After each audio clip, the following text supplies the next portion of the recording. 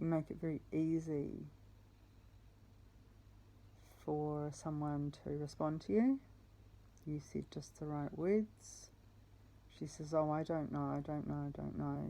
And she wasn't being modest. She was just being absolutely very autistically factual, very German, very autistic.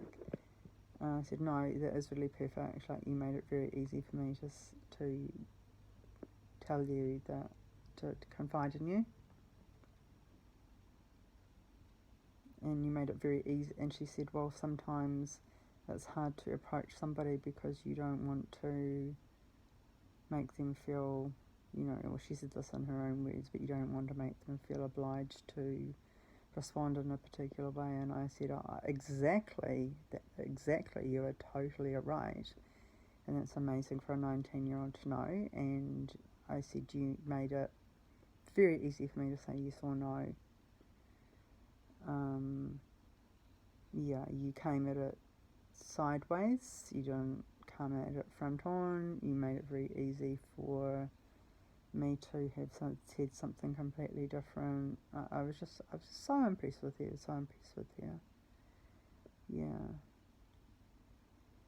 Real bugger that this is like. I don't know what happened there.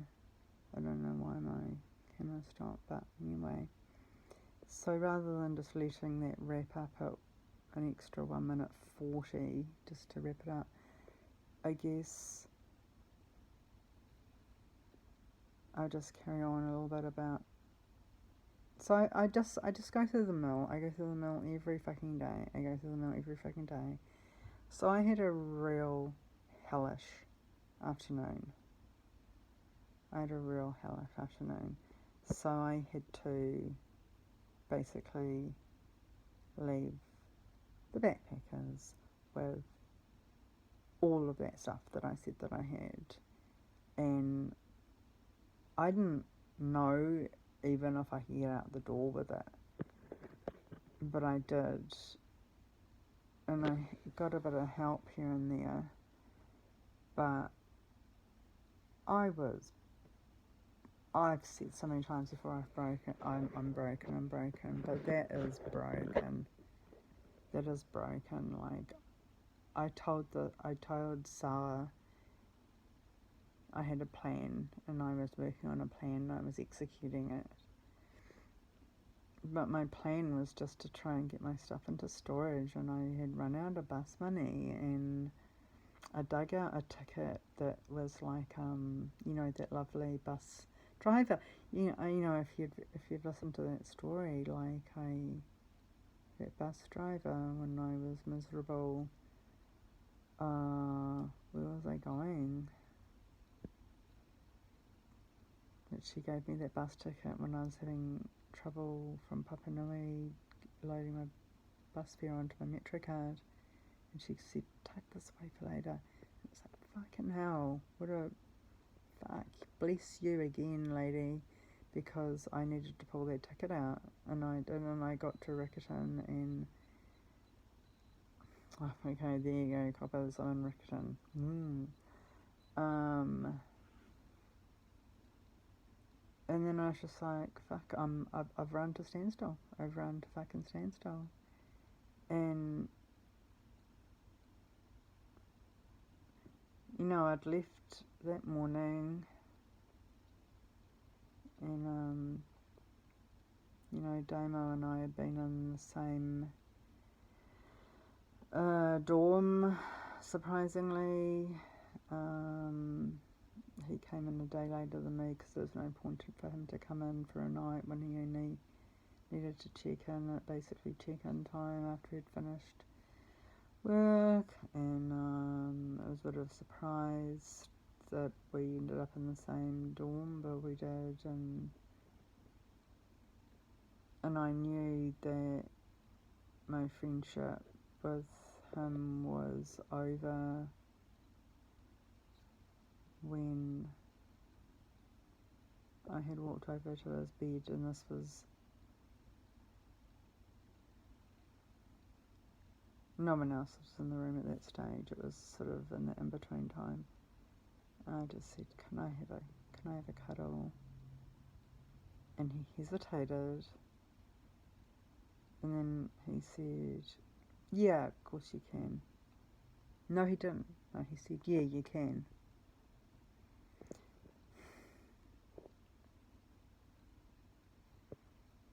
But I don't have that much pride to turn down some affection. So I climbed into bed with him, and, you know,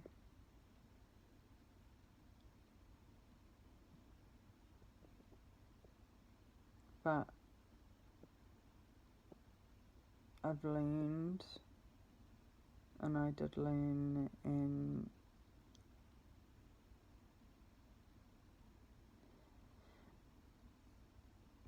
I think I learned better than non-SB women. I really do. It's like you've got to realise, because see, I know these sort of algorithms. It's like a guy who wants you to climb into bed with him and give you a cuddle. There's no hesitation. He throws his covers back and he grabs you around the waist and he pulls you in. And then you get squeezed a little bit too hard, but only briefly, and then you just get this lovely, you get limbs wrapped around you, and you get enfolded into this hug, and you get kisses on your neck, and you get breathing into your ear. I know.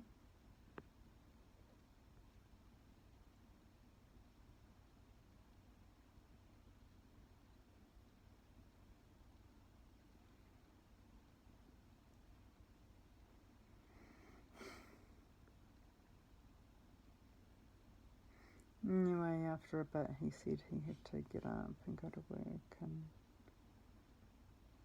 I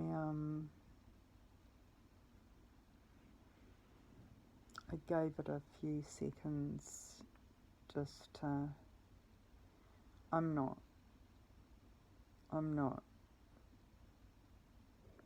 I don't exist to make fucking points with people anymore. I just gave it a few seconds like you would, and then I got out of bed and I went back into my bed, and my whole thing was just keep it really normal.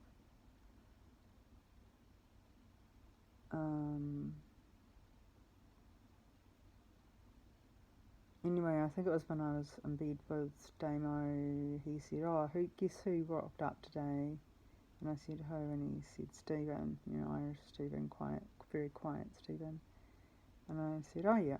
And I said, yeah, I know he was coming here, yeah. But Stephen had been a bit funny with me, and he was very funny with me for the couple of days I was there. And I was doing my best to be very socially aware. I was watching all the body language and everything, so I made sure to acknowledge Stephen, because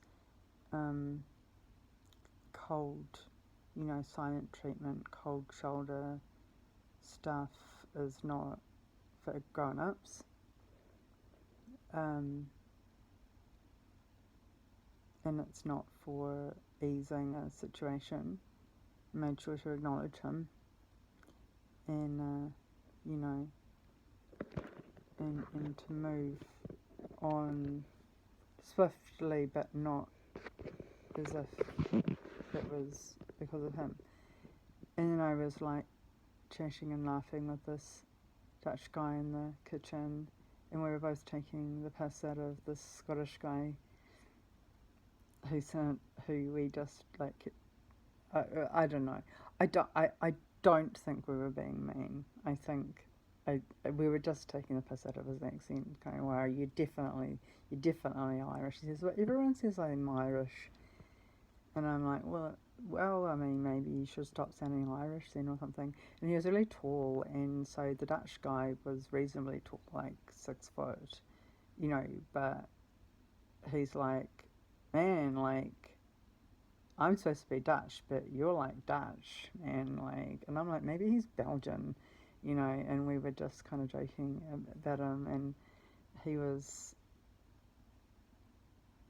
I don't know, like, when you're kind of taking the piss out of somebody else, you're kind of relying on the other person and your bully team to, like, know where the limit is. Like, I mean, I've got no fucking social intellect, so, as far as I'm concerned, we're just, being affectionately teasing to this guy, but I don't know, so I'm not quite sure, but anyway,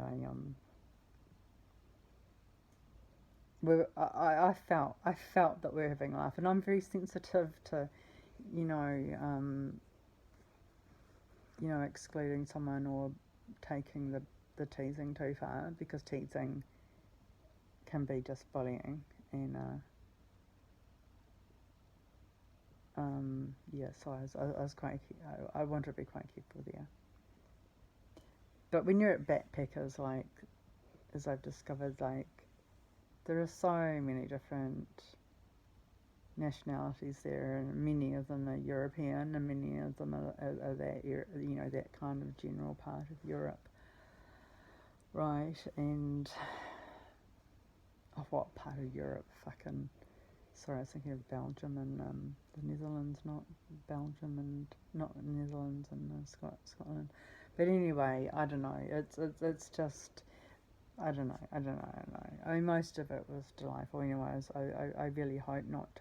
I know I hurt people's feelings sometimes, and I really am very sensitive to that. So I did my best to soften it at the end and whatever. But anyway, while the three of us, I was going to say the three of us guys, but those two guys and I were just fucking laughing and kidding around in the kitchen. Stephen came in, and Stephen's a very extremely quiet guy, like extremely quiet, like you can barely get a fucking word out of him, and a sentence is like the second coming, and that's great, but I don't know what that means. And Stephen did a lot of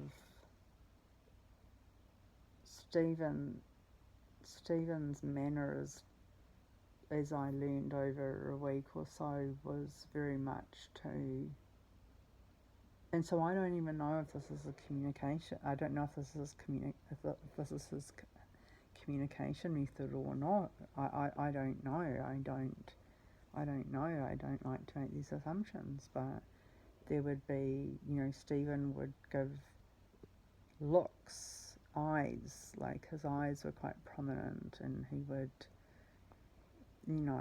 I believe it would be a little bit verging on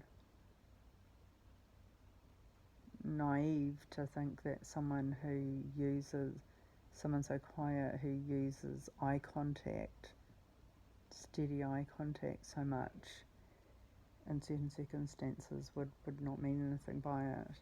And he actually did break into the group to say hi, Caitlin, and to look at me like I was busted. But I dragged him into the joke instead, because he really was Irish, and I said to him, I said to the Scottish guy, speak, let this is an Irishman, let him tell what nationality you are, and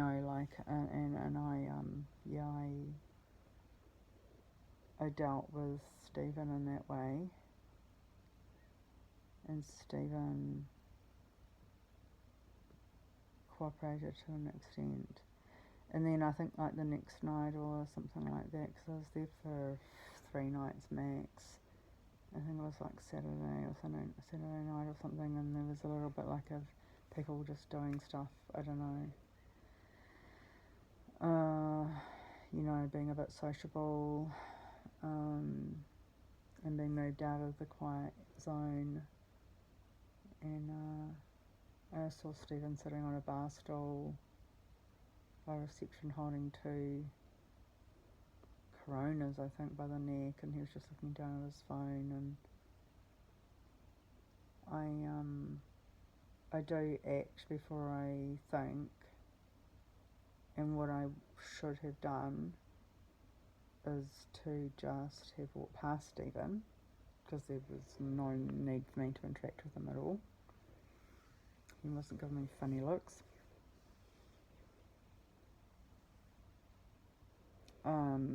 But I'm not beating myself up. It's just I had no ill motivation.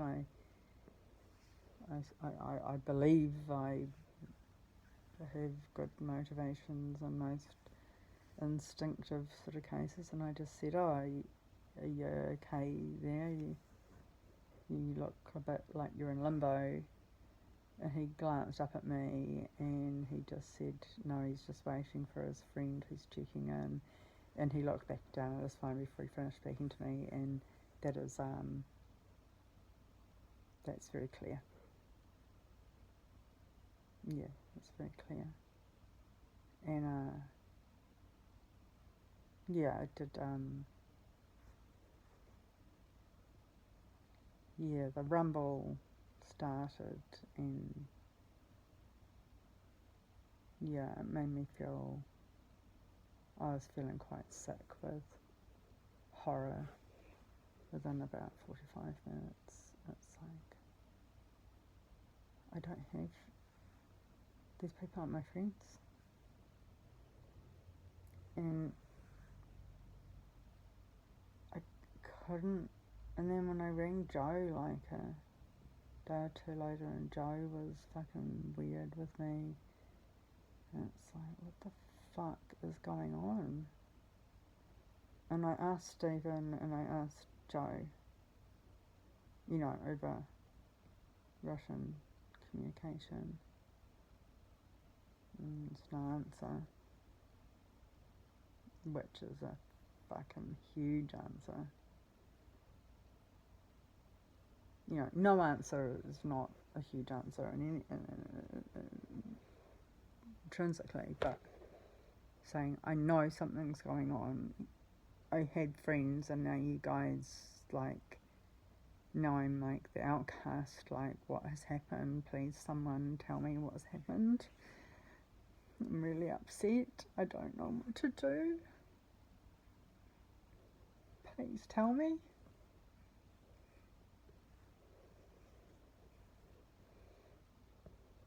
And they didn't. So I know. I don't know what I've done, but I know that I don't have friends anymore.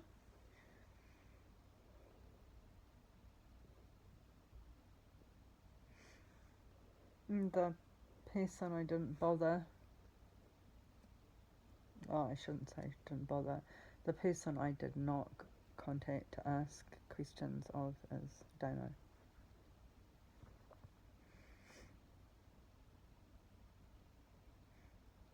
And I will read out the message that I sent to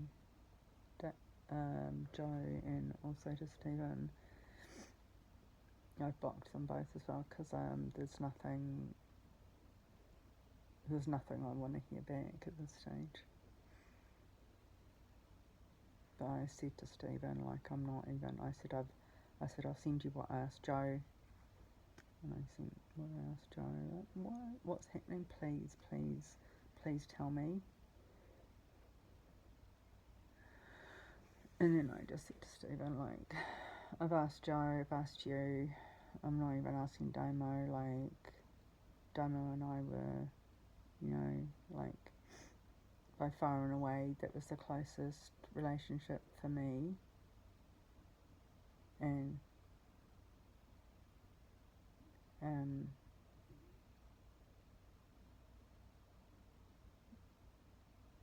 no, I'm not even. Never. Like, it's fucking, like, I'm not contacting him. And I can't remember the way I put it, but I put it a lot better. And it was very clear that, like, you can't fucking do that. You can't. It's not about sex. Whatever. That was disrespectful, but in the context at the time, it seemed appropriate enough.